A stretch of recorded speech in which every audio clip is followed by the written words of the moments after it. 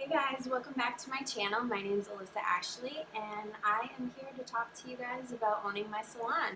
If you want to hear my story and how I got to owning a salon at the age of 21, then stay watching.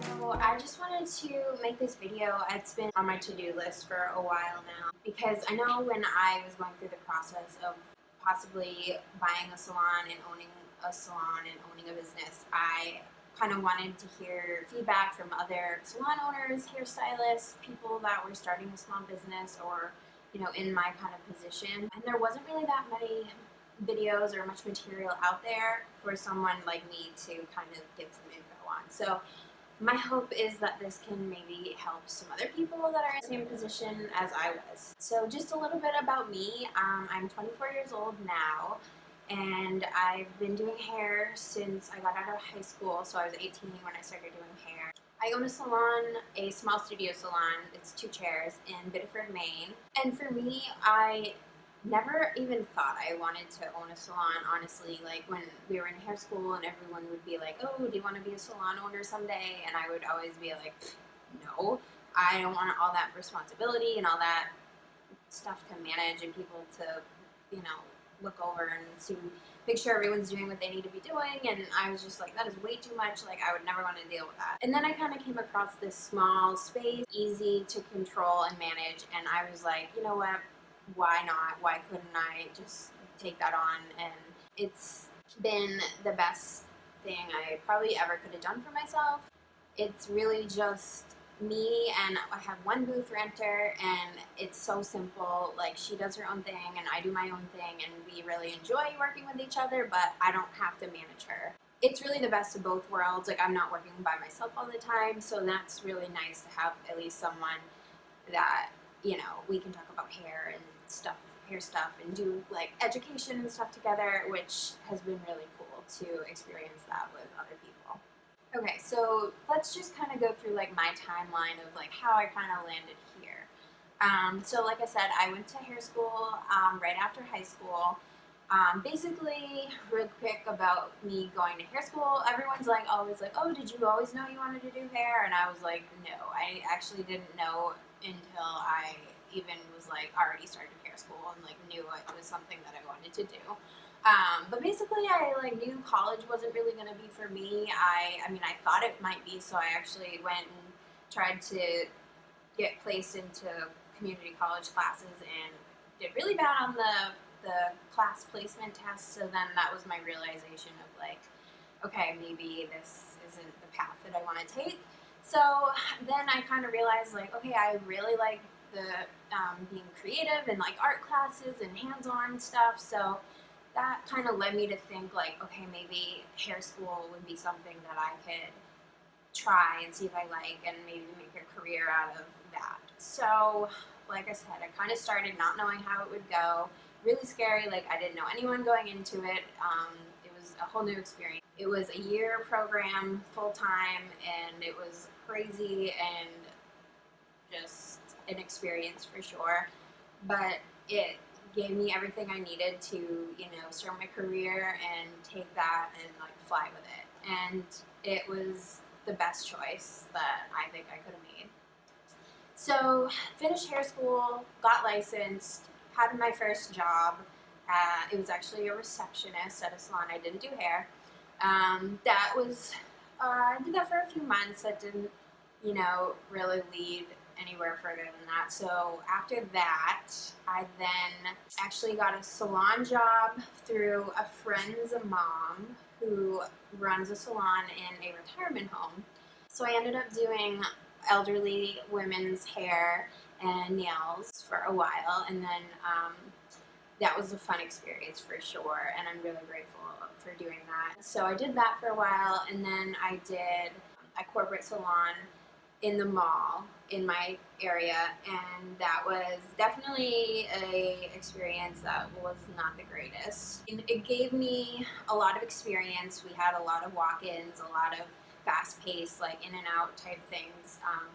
And then I quickly realized that that was not the kind of clientele or the kind of way I wanted to work. And that was hourly, and most of these salon places I had worked was hourly up until that point. And then I decided to switch and work at a privately owned salon that I ended up working commission at, so I kind of got both experiences with that. And all this time I'm growing my clientele, I'm expanding my experiences and trying to take all these education classes and really just broaden my career. And so, months go by and I am then on to my next adventure. I ended up going to work at a blow dry bar. So all we did was styles. We did not do cuts or colors, that was again another completely different experience. And we did a lot of weddings and a lot of like fun parties, like bachelorette stuff. That was really cool for me to work on my finishing styles and bridal updos and stuff. So that was very cool. And then unfortunately that ended up closing. So that was then when I was like, okay, I've now had 5 different salon experiences. What do I do now? And I then literally was looking on Craigslist, because that's where, salons post job opportunities. And I ended up coming across this salon business that was for sale. And I clicked on the link and looked at it, and I saw that it was small and it was actually affordable. And I really just kind of looked at it and I contemplated like, okay, that's something that I could possibly do. And keep in mind, I was 21 years old when I was going through this like thought process. And also at that point, I was just kind of really over switching salons all the time and, dealing with the people that I worked for or different employees and, coworkers or whatever, and just all these different experiences. I was really tired of the idea of starting over again for like the 6th time. So that's when I was just like, I can do this on my own. I can do this for myself. So I ended up, thankfully, like I said, it was really affordable, so I actually didn't even have to take out a loan. I was able to take money that I had saved, which I'm really good at saving. So I take money out of the bank that I had worked really hard for and put it all I was really taking a risk. Obviously, like, who knows how the outcome would be, but I really just had faith in myself that this would be something that would work out, and it was a great opportunity for me to just jump on and take it. And thankfully, the woman that I bought the salon from, she was so helpful in the whole process.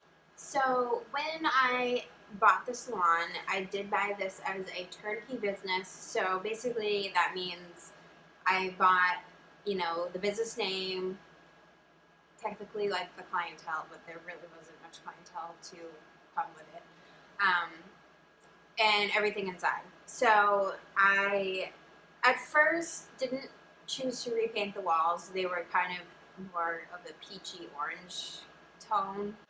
But I took pretty much everything out except for like the sink chair and, like my utility sink, my washer and dryer, and yeah, I pretty much took everything else out that was like decorative, or, she had a station in here because it was just set up for one stylist, one person. It was just her, and I knew that I wanted to have 2 stations in here, so I had got rid of what she had, and I just bought these big full-length mirrors. I got 2 of those at Home Goods. I looked everywhere for really gorgeous big mirrors, and finally I found those and I fell in love with them. You can't really tell, but they have this amazing like scale like border. And so I redecorated everything, and all while I was like, waiting for everything to go through my board of cosmetology to be able to open and operate and run. So I had, time to get everything done before I was, ready to start taking clients and start working. So that was actually so fun to, decorate in here and get creative with the layout. Obviously, it is a small space. I believe it's 300 square feet. So it's basically just a big square, and I have like a half wall in the middle where my utility sink is and my hair sink. And then in my two corners are the stations. And I have like a desk area and waiting area by the door. And then back over here you can kind of tell that's where like my color is, and that's where I mix and stuff. And then like the washer and dryer over there as well.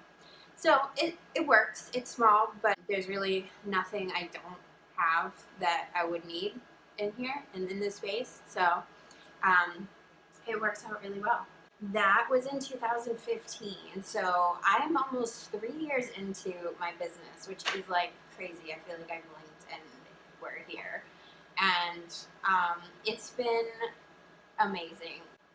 So I think for me, taking on this experience and responsibility at such a young age, I think it wasn't really something that I like didn't think I could handle, because for one, I'm really responsible.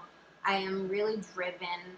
I'm really independent. I am really self-disciplined. I have the drive. Like, there was no question for me whether or not I could do this or not.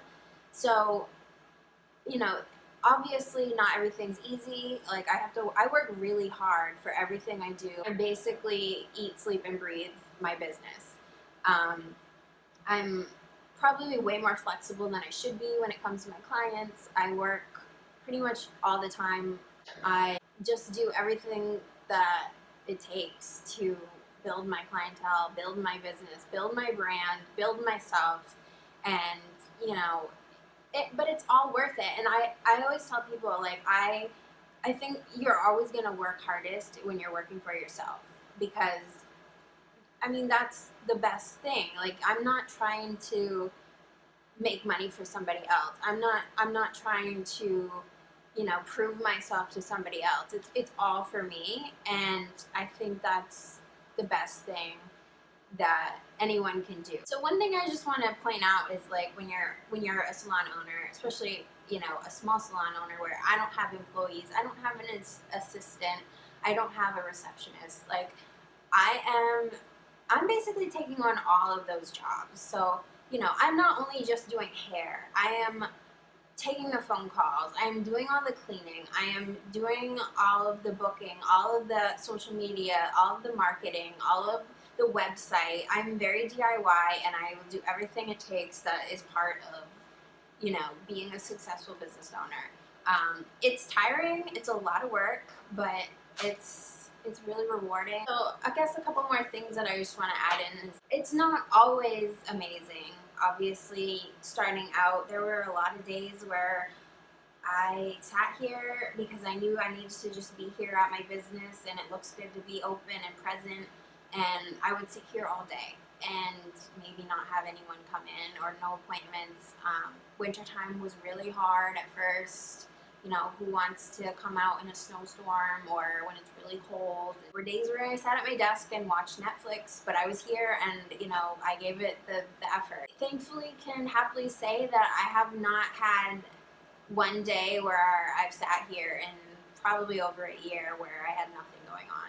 Of course, sometimes I have like weird gaps in my day where I might have a few, like an hour to sit and like catch up on some stuff, but that's all time that I can use to do stuff that I'm like, behind on, like paperwork or bills. It's just part of like sticking it out, and just getting past that first year is like really hard, but it's if you can get past that, it's really worth it. So I just want to talk about my clientele real quick. Because I started so young, I had a lot of my friends. I had a lot of people that I went to high school with, or friends of friends. So a lot of my clientele, I would say, starting out, and is probably still now, people around my age, or younger, a little bit older, give or take. But then, of course, I kind of moved on beyond that, and I have a great middle-aged clientele. A few kids, like friends' kids that I do. I don't really love doing kids' hair, but I don't mind it. And then I have a small handful of guys that I do haircuts for. it's just all about, word of mouth is probably always and still will be the best way to grow your clientele. But obviously, social media is this entire different world of people you can, connect to in a way that you could never do by word of mouth. I'm reaching people, towns away from me that just happen to see my advertisements that I pay for on social media, on Facebook and Instagram. And they're coming to me because they see my work and they see all my reviews that everyone leaves me, and it really makes a huge difference having a social media presence, having a website that is, one, good, and something that is like pleasant to look at. So I've had people come to me, and of course every new client I want to always ask, like, okay, how did you find me? Like, why are you here? And I've had multiple people say, oh, I looked at your website and you had the best website in the area, so I came to you. Because I did that on purpose, because when I was creating my website, I checked some of the salons in my area, and a lot of them either had no website or a terribly done website that was like not even worth having.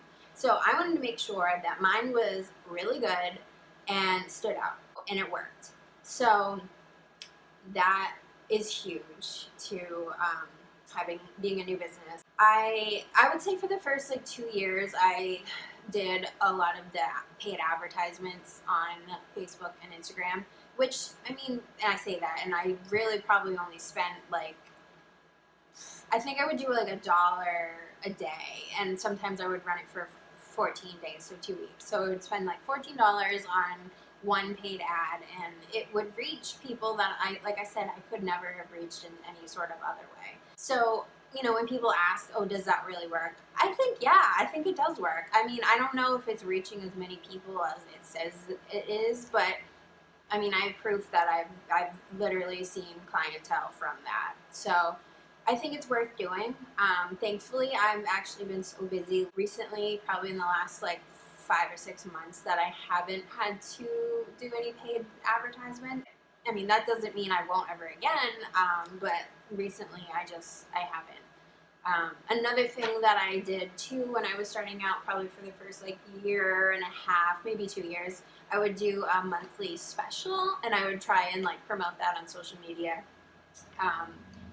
just to try and like, bring people in. But then you get into the whole thing where you don't want to be discounting yourself too much, too often, and just getting those kind of people that are looking for a discount. So I have not run any sort of monthly specials in a while, and I try to stick to my prices and stuff. When I was trying to come up with my prices, I knew I wanted to be affordable to people in my area. I couldn't obviously be too expensive, and starting out, you obviously don't want to be too expensive because you want people to come to you. I also knew that I didn't want to be too cheap or too low in my prices. I think I found something that was a happy medium for in the middle of both of those things.